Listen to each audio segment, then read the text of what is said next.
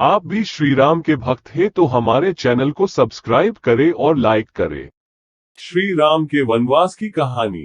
अपने चारों पुत्रों के विवाह के पश्चात राजा दशरथ का एकमात्र सपना था कि वह अपने ज्येष्ठ पुत्र राम को अयोध्या नगरी का राजा बनाए। इसलिए राजा दशरथ ने अपने कुल गुरु वशिष्ठ से विमर्श करके राम का राज्याभिषेक निश्चित किया। राम के राज्याभिषेक के लिए तैयारियां शुरू कर दी गई तथा पूरी अयोध्या नगरी की जनता अपने नए राजा को पाने के लिए उत्साहित थे।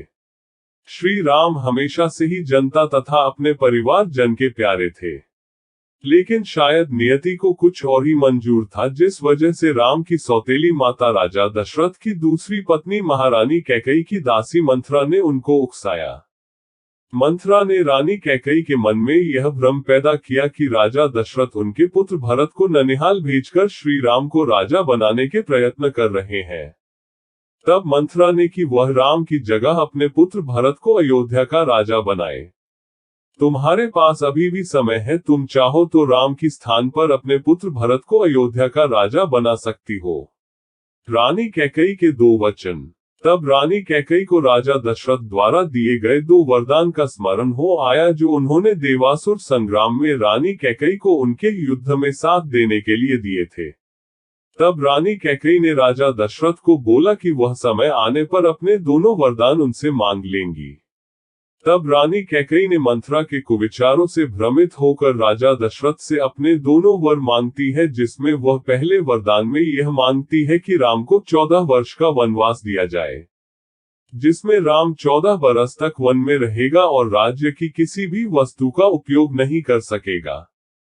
दूसरे वचन में रानी कैकेयी राजा दशरथ से अपने पुत्र भरत को अयोध्या का राजा बनाने की मांग करती है।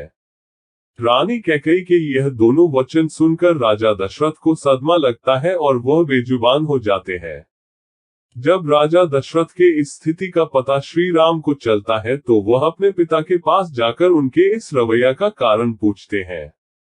उस समय राजा दशरथ रानी कैकेयी के भवन में ही होते हैं। बहुत देर तक जब राजा दशरथ कुछ बोल नहीं पाते, तब रानी कैकेयी ही श्री राम को अपने दोनों वचनों के बारे में बताती है। रानी कैकेयी के दोनों वचन सुनकर श्री राम सहर्ष उनके दोनों वचनों को स्वीकार करते हैं। अगले ही दिन जब राम के वनवास की खबर नगर में फैलती है तो पूरे नगर में बगावत जैसे स्वर फूटने लगते हैं। देवी सीता अपने पति श्री राम के साथ वनवास पर जाने का निश्चय करती है। जब लक्ष्मण जी को यह सूचना मिलती है तो वह राजा दशरथ पर क्रोधित होते हैं, लेकिन श्री राम के समझाने पर वह शांत हो जाते हैं। लक्ष्मण अपने भैया राम से बहुत स्नेह करते थे, इसलिए वे भी श्री राम के साथ वनवास पर चले जाते हैं। अयोध्या नगरी के लोग अपने श्री राम के वनवास पर उनके साथ जाने की इच्छा प्रकट करते हैं, लेकिन श्री राम उन्हें नदी के किनारे पर छोड़कर आर्य सुमंत के साथ अंधेरे में ही चले जाते हैं।